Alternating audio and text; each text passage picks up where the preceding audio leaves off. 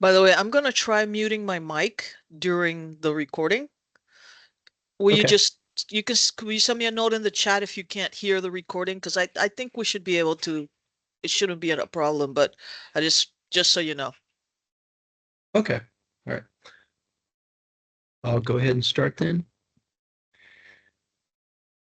Hello, everyone. This is Ross Miller with the Indiana Commission for Higher Education. Welcome. Join us for an overview of the IB Sciences. Participants will receive an in-depth information about IB curricula and assessments and have the opportunity to ask questions to support their evaluations of the IB coursework. This session is designed for the Sciences faculty.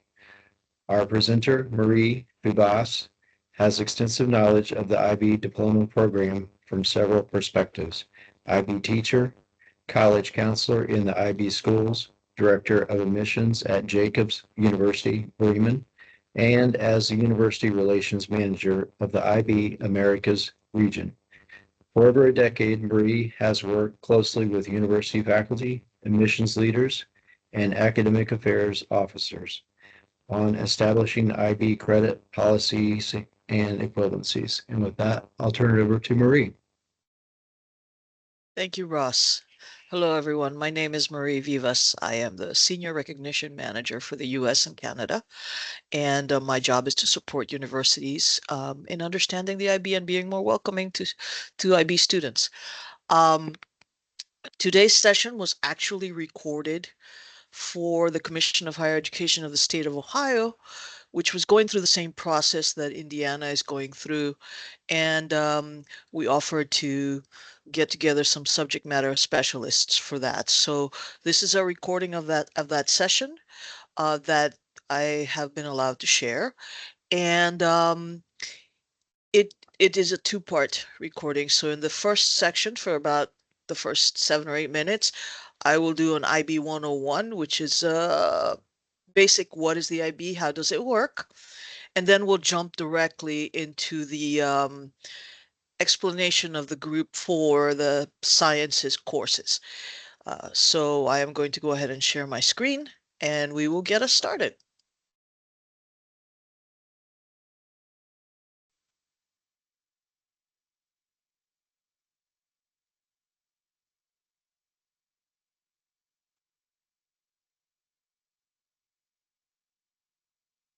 Marie Vivas, and I'm the Senior Recognition Manager for the US and Canada. So I work with universities, helping them understand the IB, welcome and attract IB students, set up their IB policy, including credit granting.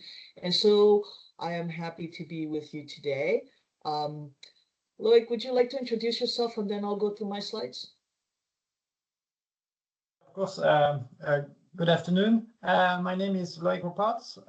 I'm the curriculum manager for chemistry and sport, health, science, and exercise. Not in that order.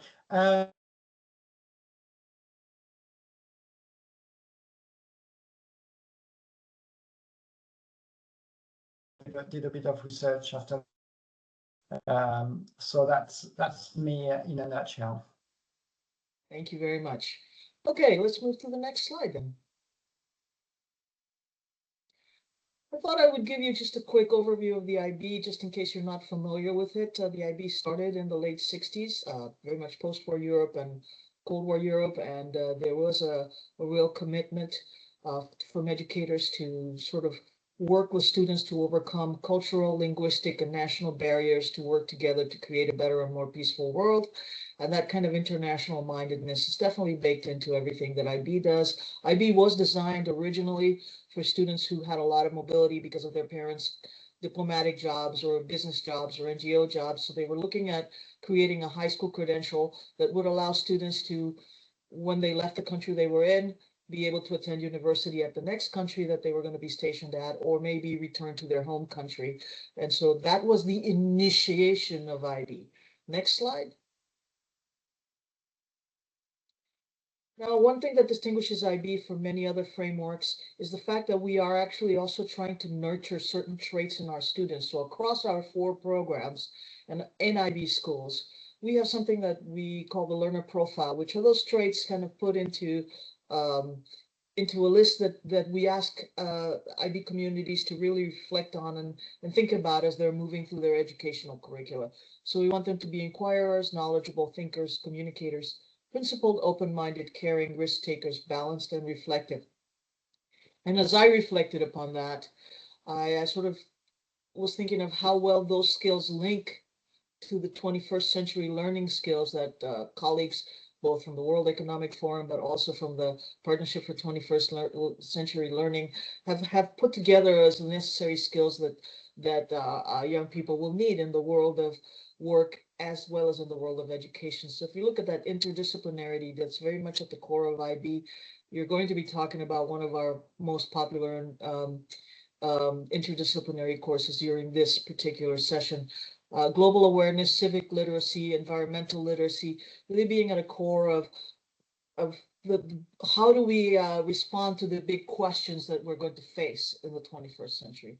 Learning and innovation, how do we actually work with those things? So creativity, critical thinking, and problem solving, and communication and collaboration. Going back to the very beginning of the IB, how do we work across barriers, linguistic barriers, cultural barriers, national barriers, disciplinary barriers to come together and collaborate in a world where collaboration is happening on a global level. Information skills, especially important now as information comes to us in tsunami form at a very fast pace. So information literacy, media literacy, and technology literacy, not just having the technology, but what does it imply? How do we use it? How do we think about it critically? And then those life and career skills that really are especially important for students moving from secondary to university and then into the world of work. Flexibility and adaptability because of a very fast-paced changing world, initiative and self-direction, that piece of self-regulating and being able to take responsibility for what we need to learn and how we need to work, and then those social and cross-cultural skills coming back to that. Next slide. Where is IB? As you can see, we're represented in the Americas, the Africa, Europe, and Middle East, and in the Asia Pacific region. Very strong representation across all regions. One thing I do want to point out is that there's this idea that IB is very much in private schools, but if you look at the distribution, there's not that big divide between public and private. Okay, yeah, there we go. And then we do have 4 programs. The primary years program from ages 3 to 11, the middle years program from ages 12 to 15, and then the diploma and the career related program, well, from ages 16 to 19, what we like to call the 16 plus, and where we're going to spend most of our time today. I just also want to point out that the United States is the largest number of IB schools around the world and IB programs, but there is tremendous growth happening in places like China and India, and also some very far away places. And we'll move to the next slide.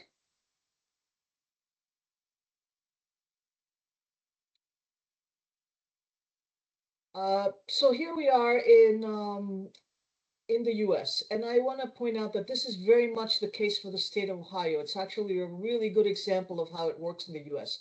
We're close to 2,000 IB World schools in the US right now. 89% of those schools are public schools, and 62% of those are Title I institutions. And I say that very promptly because I want to point out that these are your students in Ohio.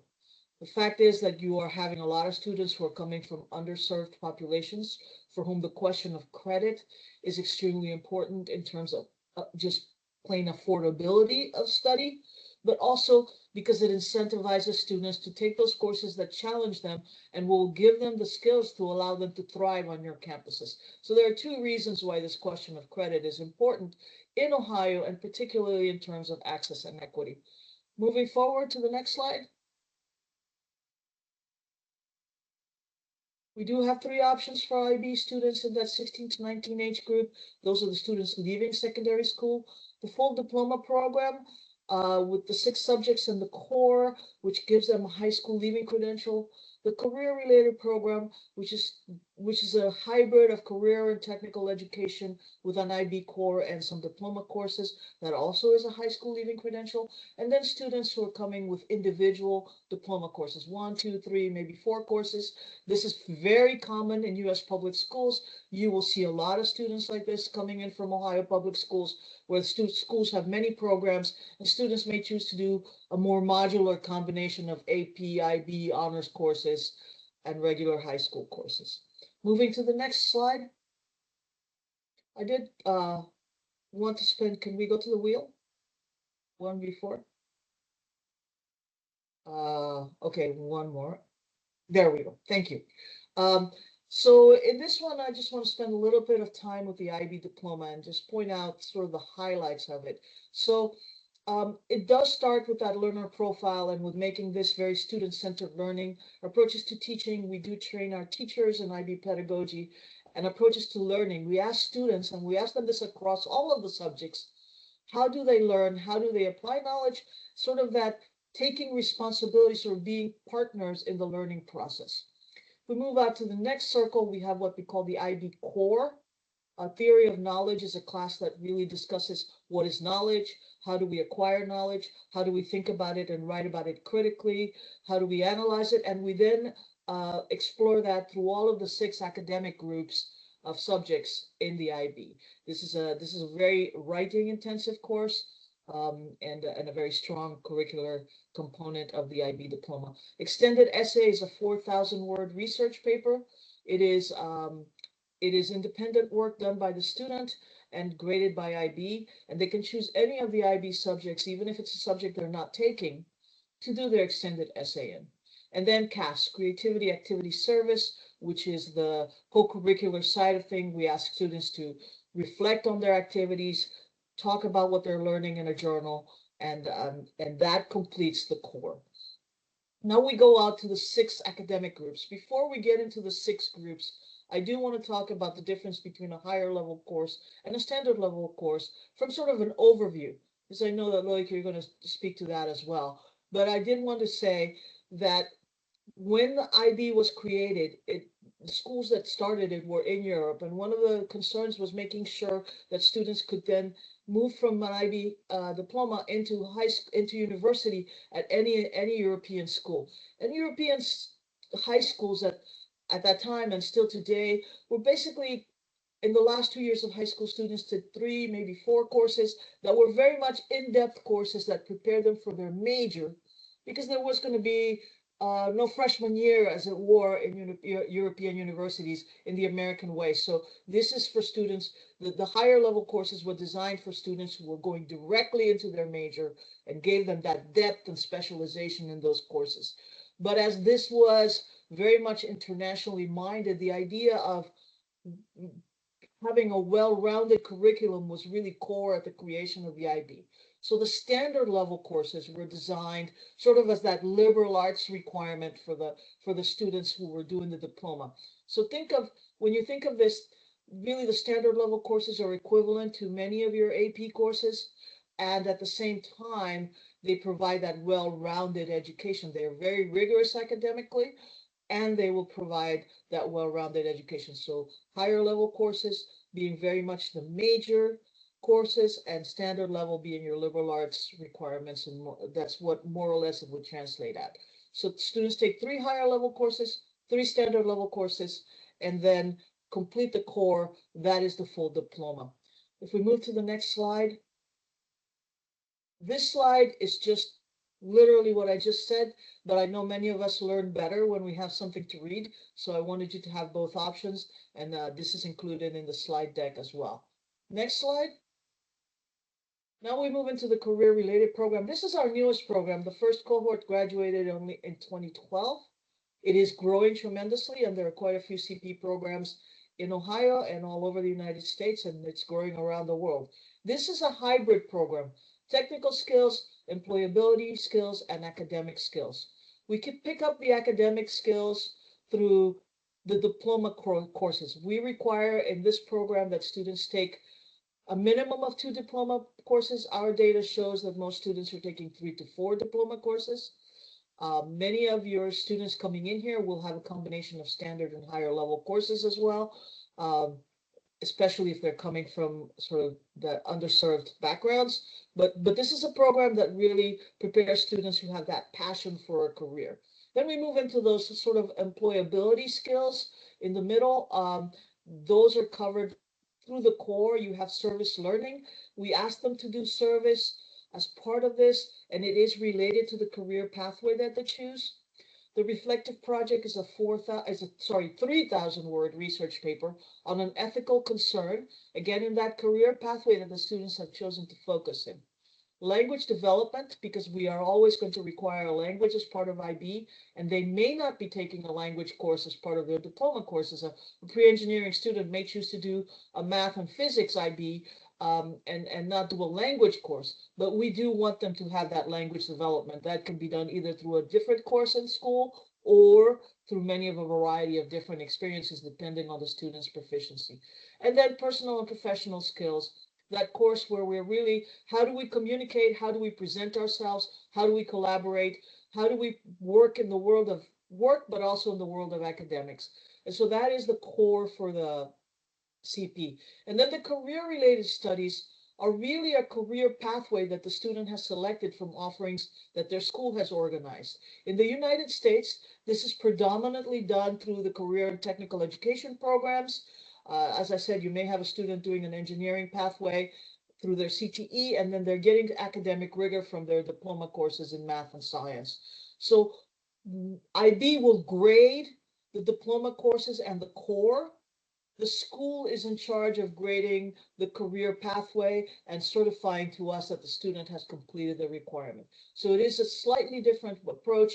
Think of this as your very pointy student that's really geared in that direction that they already have a passion for. Next slide. Again, just this in a written form so that you will have this later to look at. Moving to the next slide. So this is my last section before I hand it over to Loic. The American Council on Education recently evaluated 20 of our IB courses.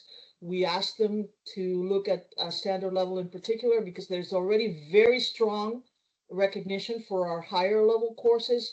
And in the state of Ohio, most of the public universities already have higher level credits and higher level equivalences for many of the higher level courses. So that's why today's focus, I think Loic will speak to both, but today's focus for me was standard level because that's the one that is really missing across the board for universities to be in compliance with the new legislation in Ohio.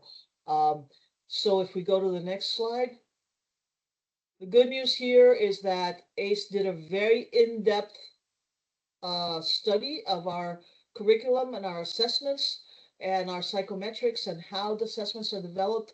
And they have recommended that for standard level courses, and that includes many of the sciences, at least 3 semester hours of credit should be awarded for scores of 4 or higher for the SL subjects reviewed. And so when you're moving through your evaluation, I hope that this is a link to the actual American Council on Education website. And if you look there, you will see that they have done the groundwork for you. I know that faculty will need to evaluate these, but hopefully this will be a good jumping off point. They also have some suggested course equivalences on their website. So now I'm going to turn it over to Loic.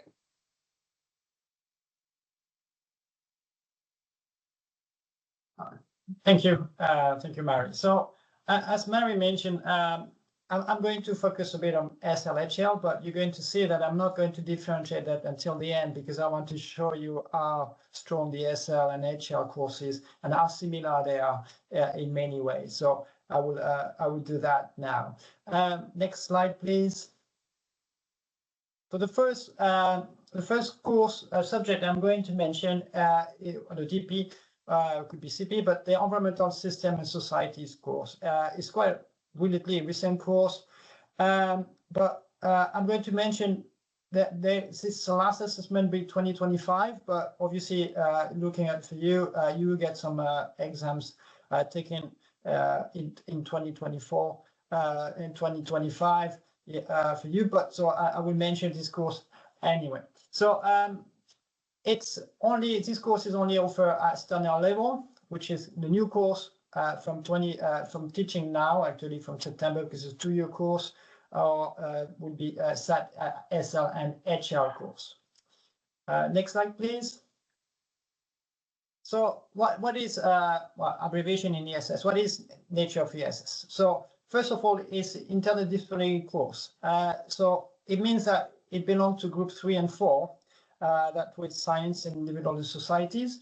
So it combines methodology of both and knowledge of both, and it counts in the DP either a group 3 or group 4. So the student looking at it can decide if they want to reinforce more science or more individual science, individual societies, but the course itself is a mix of the two.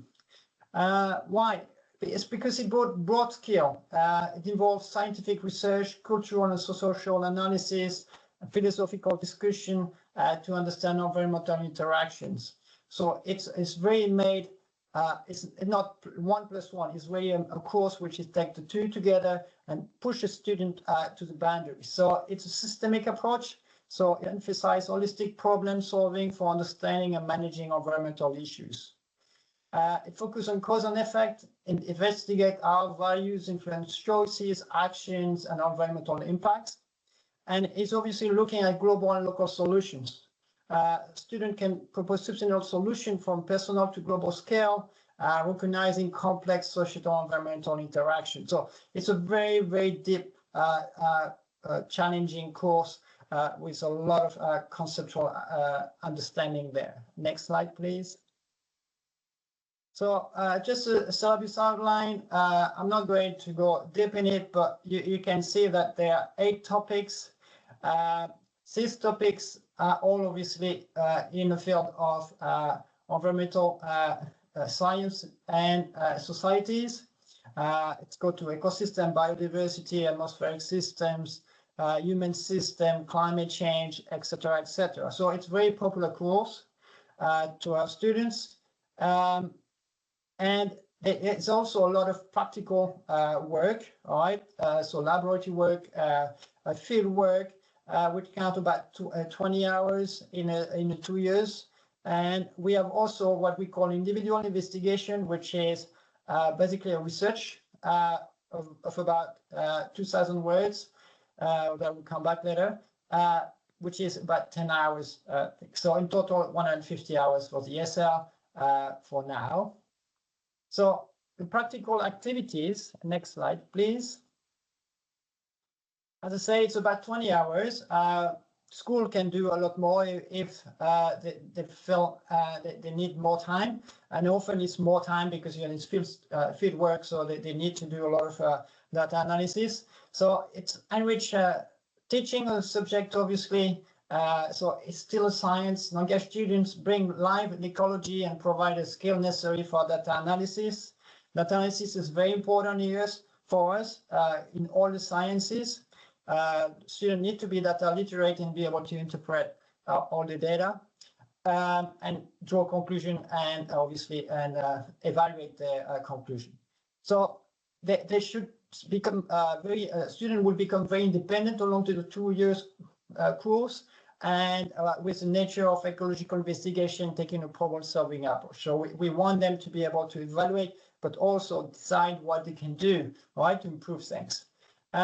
It's also create many opportunities to what Mary mentioned, which is the CAS, Creative Activity Services, because you can see in terms of ecology or any of these approaches, you can develop like a big plan to help your community, your school, your town, or whatever where you live.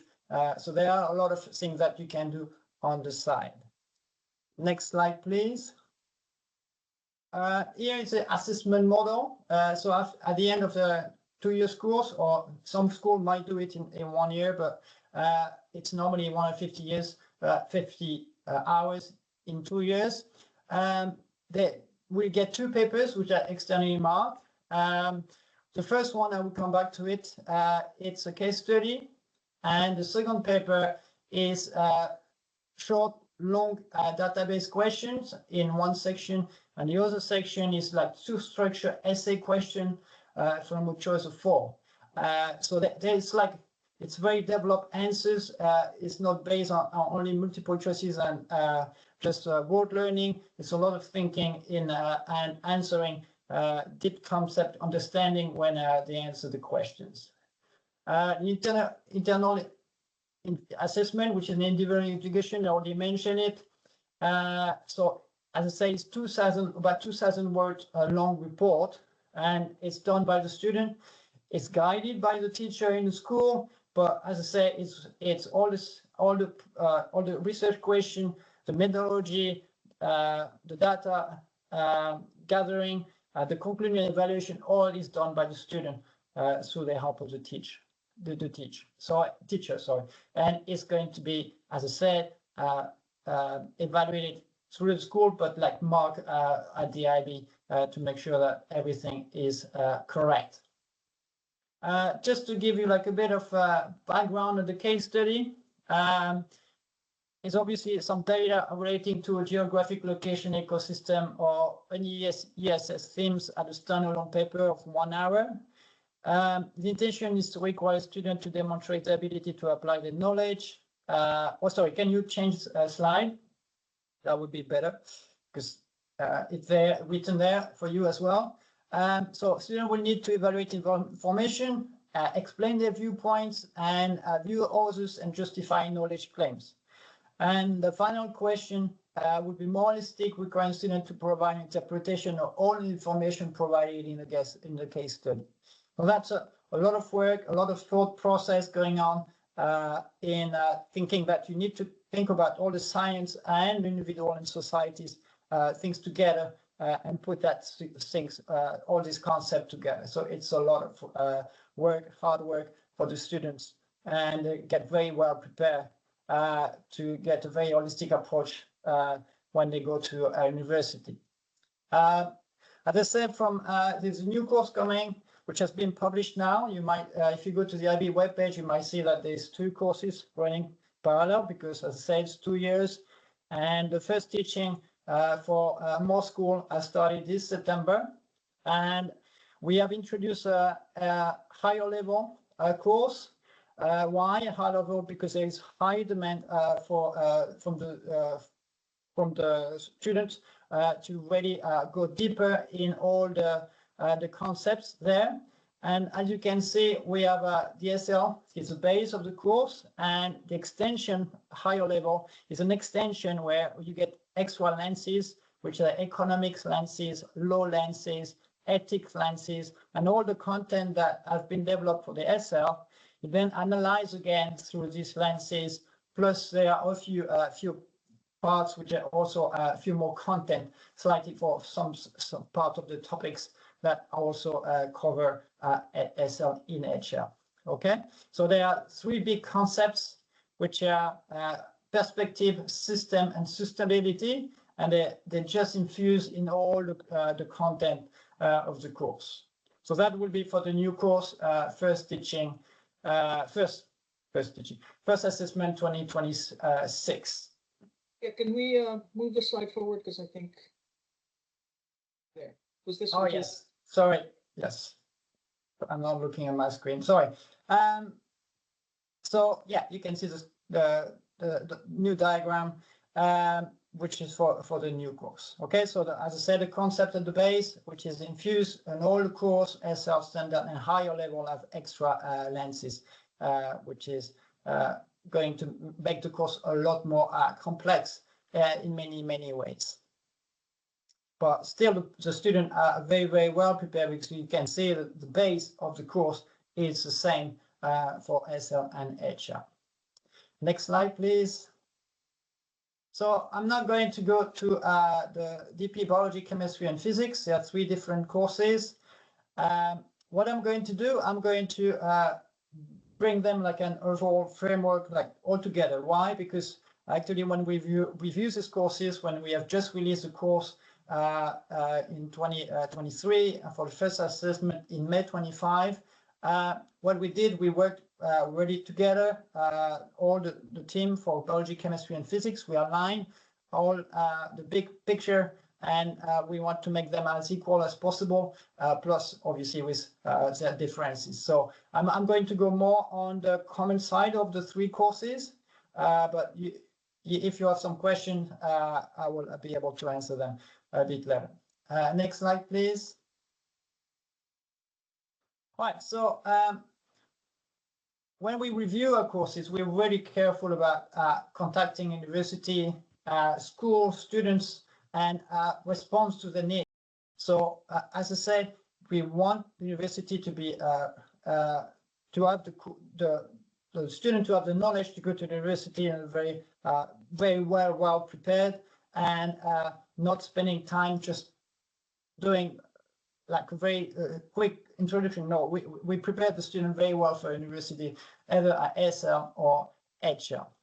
So our courses have been reviewed, all right, they reviewed through a very thorough research, and they say that we contact, as I said, a lot of tertiary education staff all over the world to make sure that the course is fit for purpose. So our courses, these three courses, have been a very conceptual approach to teaching and learning. It's very important for us for students get a very strong conceptual understanding of all the science and all the concepts in the science. It's a very strong focus on skill development and experimental program. Students need to do a lot of work in school, wet labs. We have what we call the nature of science, which I'll explain a bit later. We have, for all exams, for all the three courses, we have 2 external examinations, paper 1 and paper 2, and 1 internal assessment, which is also a scientific investigation with a report. I will come back to that later. And overall, for all the sciences, all students in the science would have to do the collaborative science project, which is a focus on global issue. Next slide, please. The aims of the course. The 3 courses have the same aims. I'm not going to read through all these aims, so you'll be able to read them later. But each course enables students to constructively engage with topical scientific issues. That's very important for us. Students examine scientific knowledge claims in a real-world context, fostering interest and curiosity. By exploring any of the subjects, they develop understanding, skill, and techniques we can be applied across the studies and beyond. All right. So as I said, we prepare them for university. Integral to the student experience of DP science course is the learning that takes place through scientific inquiry, both in the classroom and in the laboratory. So it's a course, as Mary mentioned, the DP is based on inquiry. We want the student to be independent. We want them to ask the question. They need to find the solution or try to solve themselves this solution through the guidance of the teacher, obviously. So there is space. We want to give a lot of space for doing inquiry and for the student to really develop these skills. Next slide, please. The conceptual approach, I'm not going to go in all the detail, but basically our content, our course is structure in a framework that promotes conceptual understanding. So we want to go further away than factual knowledge. We want them to be procedural metacognitive knowledge. We want them to be able to work out, to understand what they are doing, to be able to analyze what they are doing. It's not only like adding 2 numbers and just saying 4. No, they need to understand why they have done that and be critical about the way they work, the way they think. So it's very important for them to evolve, and for us, the conceptual understanding is a way for them to move forward and redefining their learning. And it's also help us to and help them as well to dispel misconceptions that are ingrained sometimes in their learning. Next slide, please. So the skill development, what we have in all the 3 sciences is called skill in the study of chemistry, physics, or biology. Most of the skills are common because they are all natural sciences, and they include techniques. Each course will have their own techniques. Obviously, biology will have different techniques than chemistry and physics. but the mathematical skills as well might be a bit different between courses, but the skills, investigative skills, will be the same, all right? Which means exploring, designing, collecting and processing data, concluding, evaluating. We wanted to be able to do that in question they're working. This skill development, we want it to be assessed. So we assess it through the experimental program, the collaborative science project, and the internal and the external assessment. So all students will be very well prepared to go in the lab and work at university. Each science course have their own foci with techniques and relevant to the discipline. I just mentioned that early on. And you can see outside the circle here on the right-hand side, although all in gray is the approach to learning that all students will need to develop through these skills and through the courses. Next slide, please. The experimental program, it's very prominent in our courses, experimental work. We require students at SL to do 20 hours minimum, and a higher level, it's 40 hours in the lab or in field if you do some ecological surveys or something like in biology. We want it to be wet labs, hands-on work, all right? You should be able to use pipette, you should be able to do a titration, you should be able to do a culture of any sort in biology. They should be able to manipulate some apparatus in physics, etc., etc. We want them to be knowledgeable in technology, using simulation, databases, and modeling. It's part of the course. They need to be aware, more than aware. They need to have been using them and being able to be critical of anything that you have been using. And as I mentioned, the field work is also very important. So this is very important for us to pick up because we really spend a lot of time to make sure that they do well. They are well prepared in terms of technical, practical work. And this work here should be really built inside the curriculum. It's part of the learning. We want them to learn through the experimental program and understand the concept and develop the concept through the experimental program. Next slide, please. Nature of science.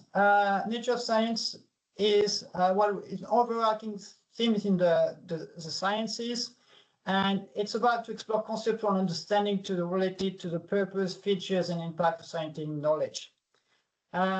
The overarching themes aim to cultivate critical thinking, enable students to analyze, evaluate, synthesize scientific information, while appreciating limitation and possibility of science in addressing global challenges.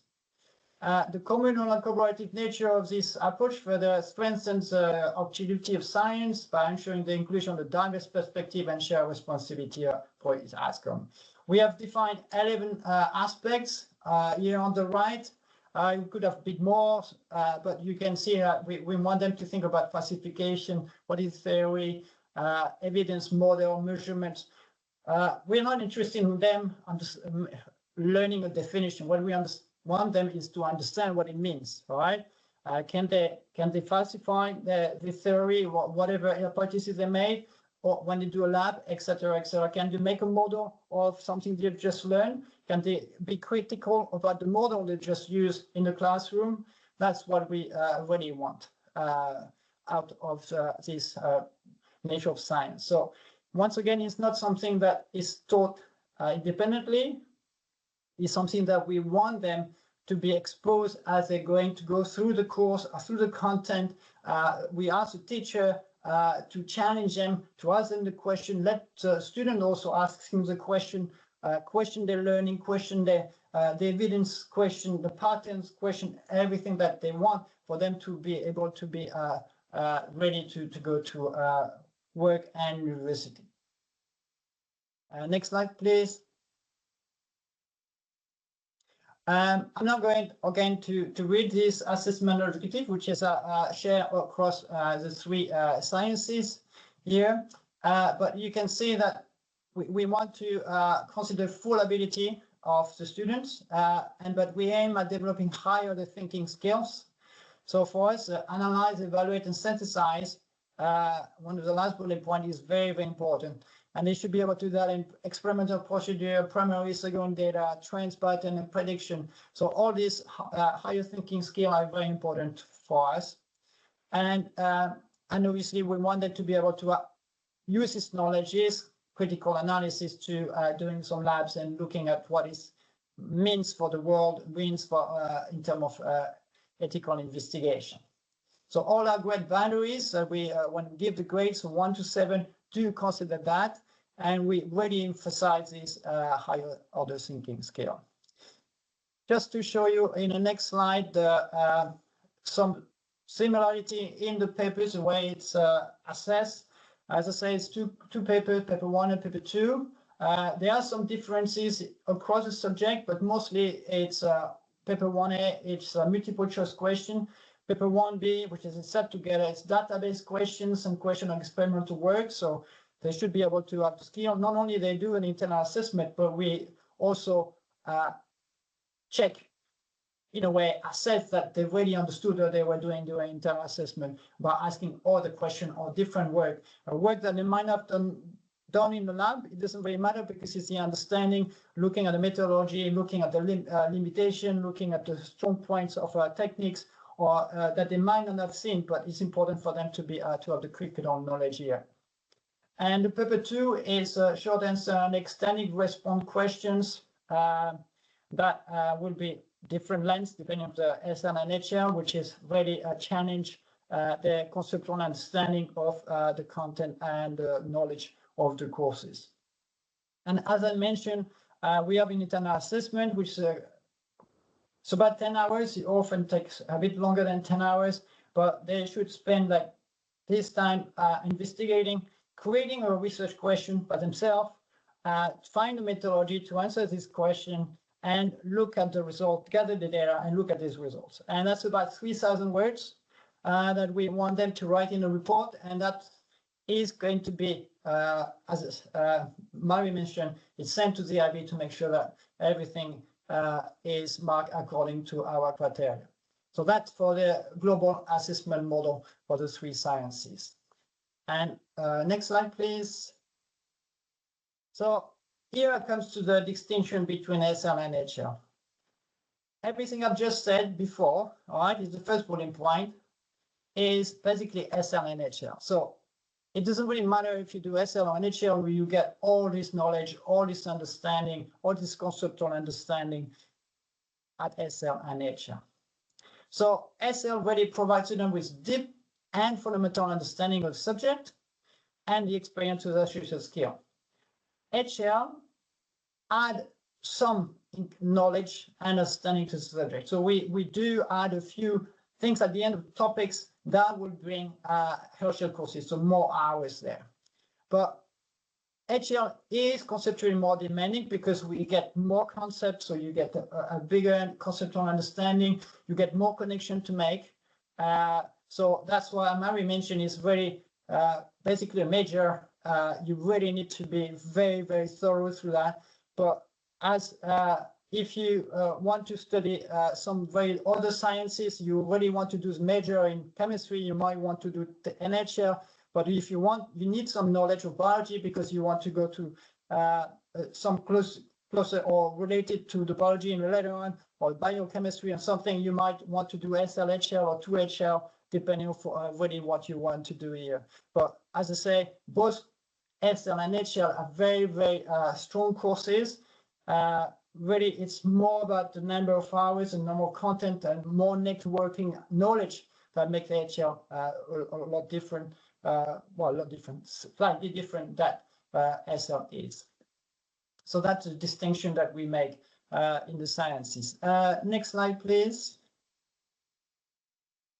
And so on the next slide. Yes, thank you. Final word here is a collaborative sciences project. It's about a 10 hours project here where all students from all science come together, discuss across all the sciences, and we want them to be collaborate and communicate and provide opportunities for students to design and do some investigation. But we don't really, the interest is not about assessing it.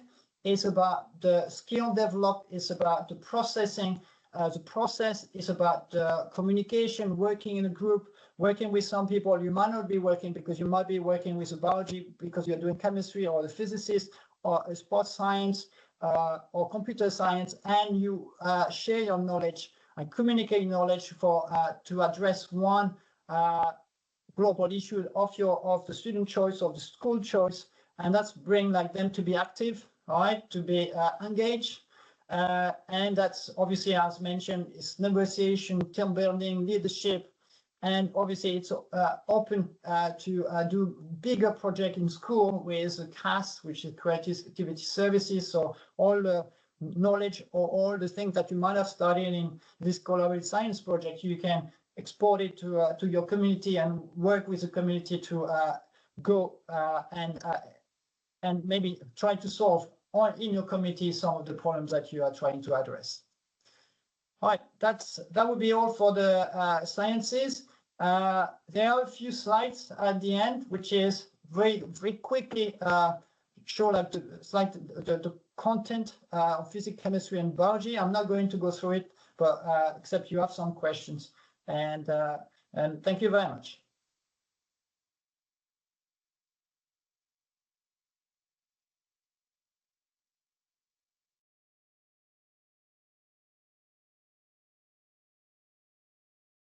Well, thank you, Russ, for setting this up, and I hope that our colleagues who are interested in learning more about IB Sciences can take advantage of this opportunity. If there are any questions, they can feel free to reach out to me at marie.vivas@ibo.org. And I think that concludes today's session. Thank you, Marie Vivas. Bye-bye. Bye-bye.